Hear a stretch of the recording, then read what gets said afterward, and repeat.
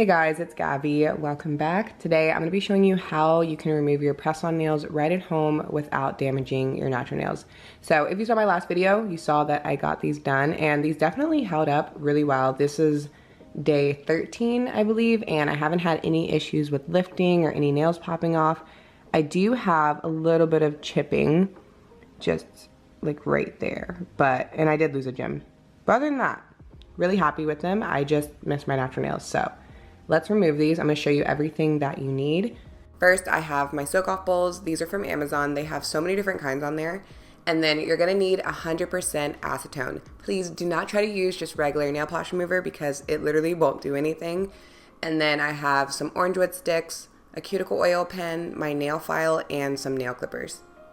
First, I'm going to start by grabbing those nail clippers and cutting off the extra length of the fake nail. And I do like to turn my hand upside down when I do this just so I can see where my natural nail is because I didn't want to cut that off.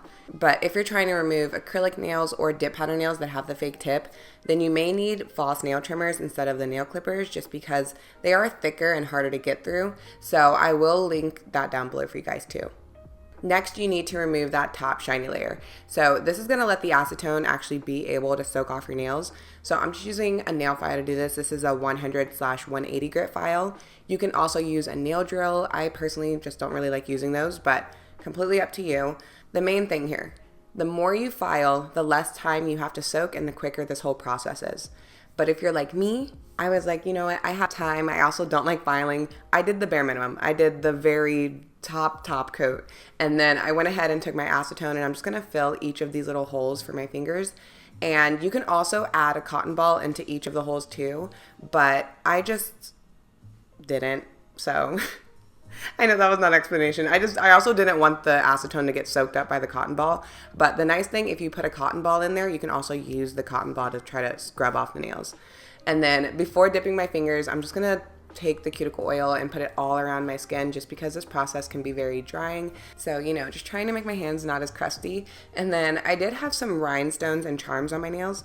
And when I tell you guys, these things were stuck on. If you're looking for a good glue, the McCart rhinestone glue is a good one because I couldn't get them off. I let my hands soak for a little bit before knocking them off with the orange wood stick. You can also use tweezers, but they were definitely on there. After soaking for around 5 minutes and taking off the gems, I did file my nails a little bit more just because I had a double top coat situation going on because I had the nails with a top coat and then I added another design on top of that with another top coat. So you just really need to make sure you get that top coat off or else it won't soak off how it should.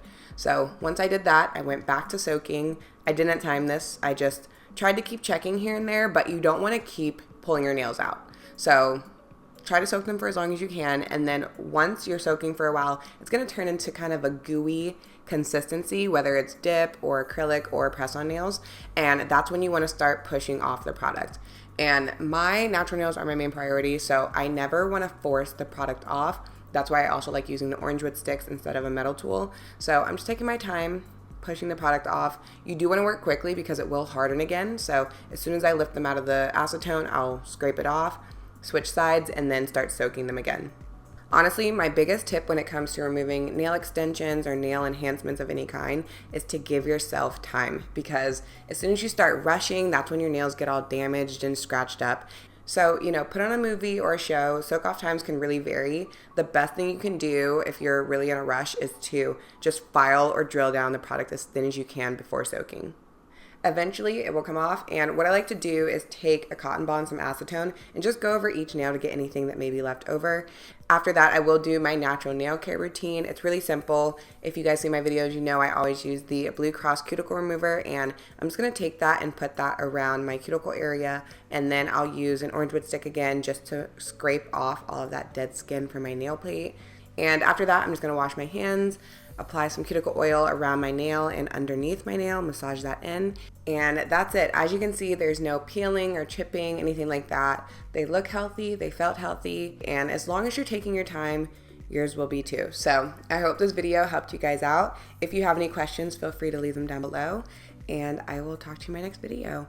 Bye!